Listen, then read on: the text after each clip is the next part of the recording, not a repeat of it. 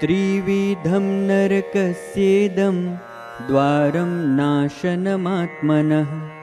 कामः क्रोधस्तथा लोभः अस्तस्मादेत्तयं त्यजेत्।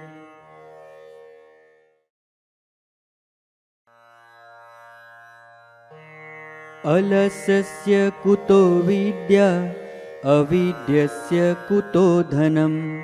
अधनस्य कुतो मित्रम् अमित्रस्य कुतः सुखम्।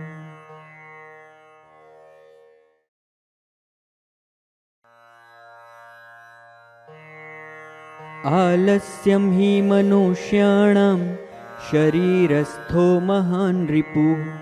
नास्त्युद्यमसमो बन्धुः कृत्वा यं नावसीदति।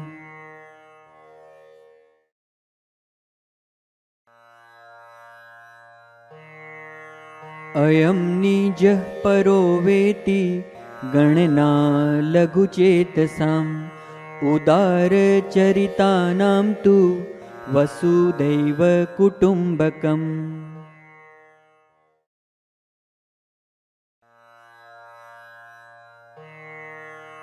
त्रिविधं नरकस्येदं द्वारं नाशनमात्मनः।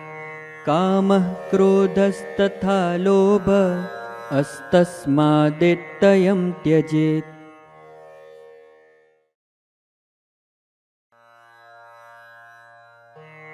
अलसस्य कुतो विद्या अविद्यस्य कुतो धनम्। अधनस्य कुतो मित्रम् अमित्रस्य कुतः सुखम्।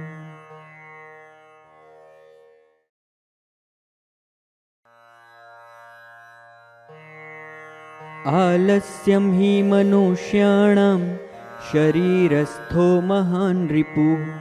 नास्त्युद्यमसमो बन्धुः कृत्वा यं नावसीदति।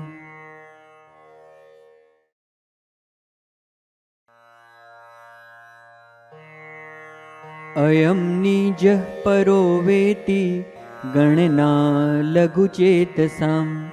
उदारचरितानां तु वसुधैव कुटुम्बकम्।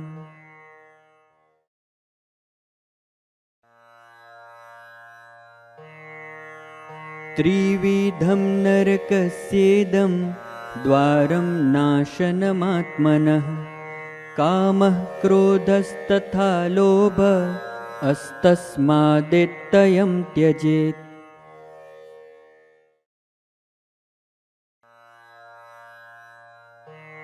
अलसस्य कुतो विद्या अविद्यस्य कुतो धनम्। अधनस्य कुतो मित्रम् अमित्रस्य कुतः सुखम्।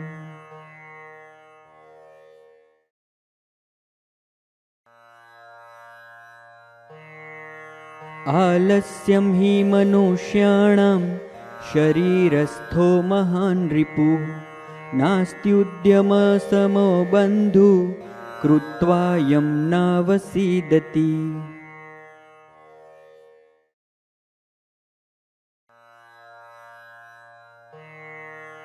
अयं निजः परो वेति गणना लघुचेतसाम्।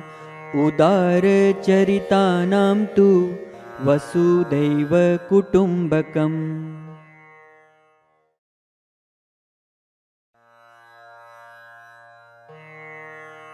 त्रिविधं नरकस्येदं द्वारं नाशनमात्मनः। कामः क्रोधस्तथा लोभः अस्तस्मादेत्तयं त्यजेत्।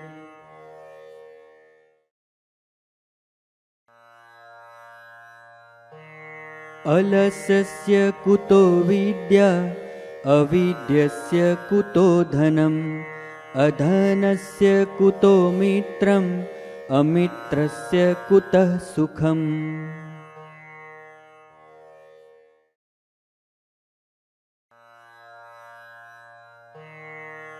आलस्यं हि मनुष्याणां शरीरस्थो महान् रिपुः। नास्त्युद्यमसमो बन्धु कृत्वा यं नावसीदति।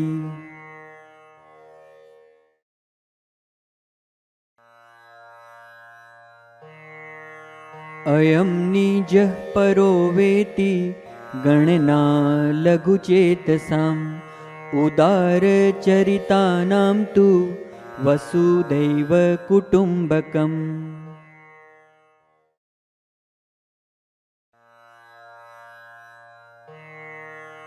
त्रिविधं नरकस्येदं द्वारं नाशनमात्मनः कामः क्रोधस्तथा लोभः अस्तस्मादेत्तयं त्यजेत्।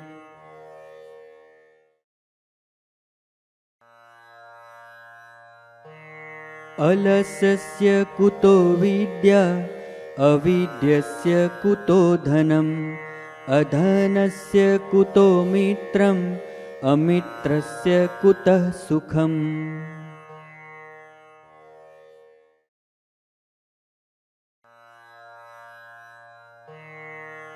आलस्यं हि मनुष्याणां शरीरस्थो महान् रिपुः नास्त्युद्यमसमो बन्धु कृत्वा यं नावसीदति।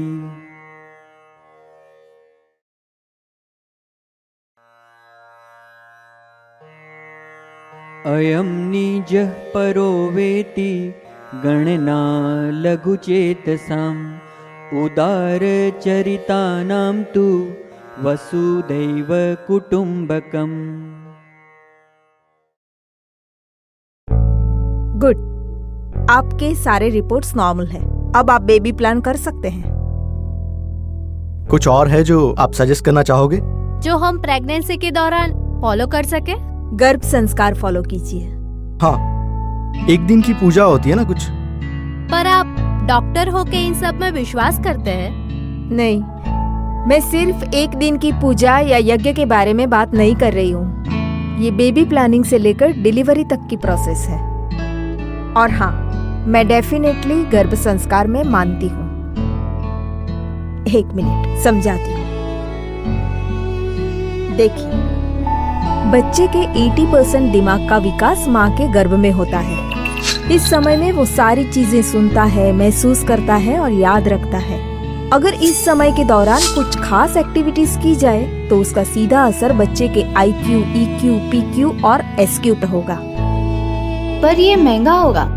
बिल्कुल नहीं। एक सोनोग्राफी रिपोर्ट के खर्च से भी कम पैसे में 9 महीने का कोर्स। कौन सा कोर्स बताया आपने? गर्भ संस्कार गुरु एप्लीकेशन का कोर्स। गर्भ संस्कार गुरु, सालों से चल रही हमारी परंपरा और वैदिक विज्ञान का आधुनिक रूपांतरण।